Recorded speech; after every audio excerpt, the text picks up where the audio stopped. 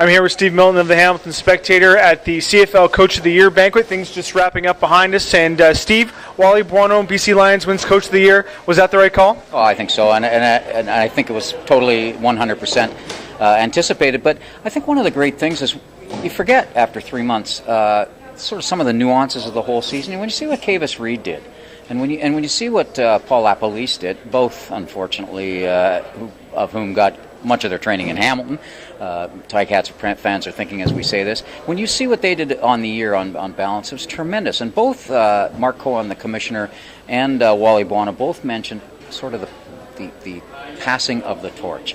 I think even if it had been marginal, and I think Wally, given that winning streak at the end, you had to give him Coach of the Year.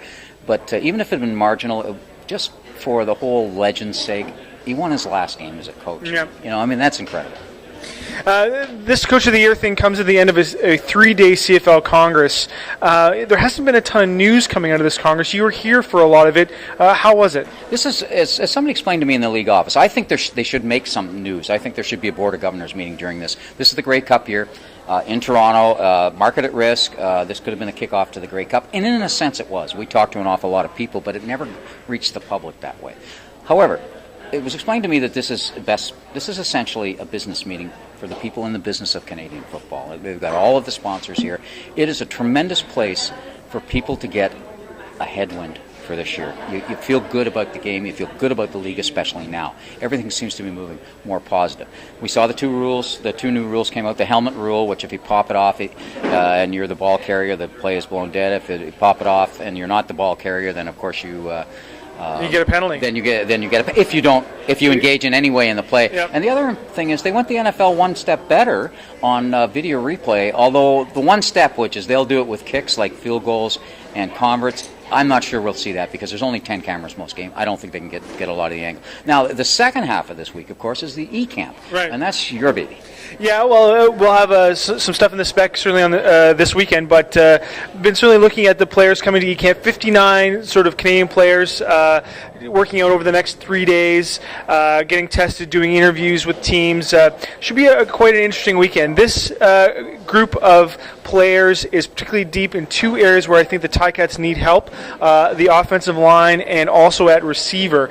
So there'll be some names to watch in those two areas, and it'll be interesting to see sort of how the guys perform. I think that the big names in this group is also, the big name is Ben Heenan, who's the offensive lineman, but like a lot of these guys that are sort of big name guys, they have NFL prospects as well, and that makes them dangerous. We get a time delay on it, even if they come to our league, don't we? Yeah, and I think that's a real concern for teams now. If you look at guys like Corey Greenwood, who have gone to the NFL instead of playing in the CFL, that's an issue. But this is a real opportunity for some of these guys to sort of have their stock go up in the eyes of teams, and also to a certain extent come down. I think interviews play a big role in this, and I think you'll see a lot of attention paid to Kyle Quinlan, the quarterback from McMaster. As what? A quarterback or something else? No, I think he's a quarterback. He's a born and bred quarterback. That's what I was going to ask you. There are two or three people that they're talking about here, and do you think there'll be an overemphasis on quarterbacks from, not you, you're in the trenches in this league, you know what's important in this, but I'm worried a little bit about the outside perception. You get people come in, cover it, and it's the Canadian quarterback, Well, that's not what everything this is about. Right? No, but I think in his case, and I think you saw it last year with Brad Sinopoli to a certain extent, who now plays for Calgary as a third stringer in Calgary.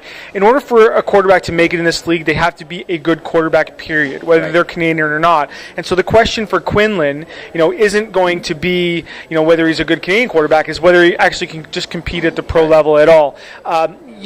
Will he get an opportunity? I think he'll get an opportunity. I think he may get drafted in the late rounds. I think he can help his stock at this combine and through his interviews in particular. Do you think that's a big thing? I mean, given what he did this year, what he did with that team was just incredible. It had a Flutie-esque thing to it. Do you think that helps him?